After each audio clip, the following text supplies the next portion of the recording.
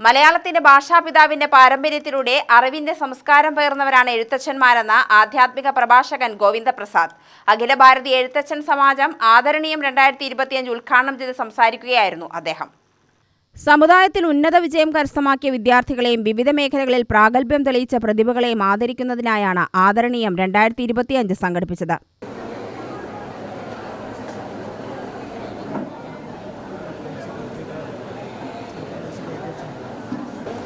പക്ഷെ നമ്മുടെ പാരമ്പര്യത്തിന്റെ ശക്തി ചിത്സ്വരൂപിണിയായിരിക്കുന്ന സരസ്വതി ദേവി നമുക്ക് തരുന്ന ആ ശക്തി അത് വളരെ വിപുലമാണ്.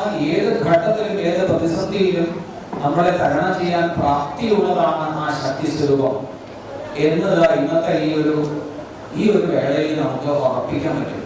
കാരണം ഇവിടെ അനേകം വിദ്യാർത്ഥിനികള് വലിയ നേട്ടങ്ങൾ ആർജിച്ച മഹത്വമേറിയ അനേകം പ്രതിഭകൾ എല്ലാം അണിനിരന്നിരിക്കുന്ന ഇതുപോലൊരു സങ്കേതം, ഒരു സന്ദർഭം നമുക്കിനി കിട്ടില്ല എന്നേ എനിക്ക് പറയാനുള്ളൂ.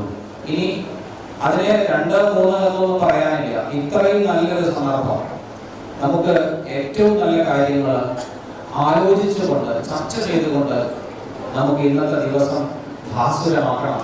ഈ ഒരു സമയങ്ങൾ ഓരോ നിമിഷവും അനുനിമിഷം ഈ സന്ദർഭത്തെ ഉപയോഗപ്പെടുത്തുമ്പോൾ ഇത് ഏറ്റവും മൂല്യവത്തായ മഹത്വമേറിയ ഒന്നായി മാറുന്നതിൽ സംശയിക്കേണ്ട.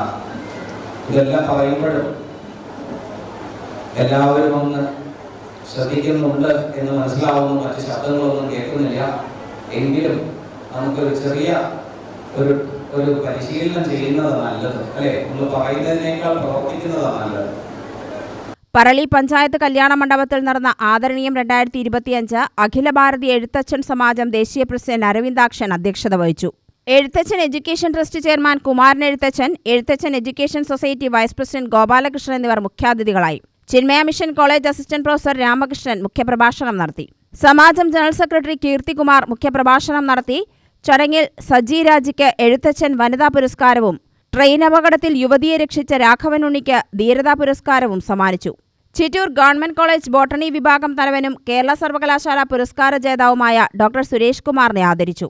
Tamil Nadu Ezhuthachan welfare association general secretary Gopalan, Akhila Bharatiya Ezhuthachan Samajam vice president Krishnakumar, V Suma, VN Ramachandran, Rajesh, Prasad Chembai, Sanoj Palappuram, Nedungode Gopalakrishnan, S Raveendran തുടങ്ങിയവർ സംസാരിച്ചു.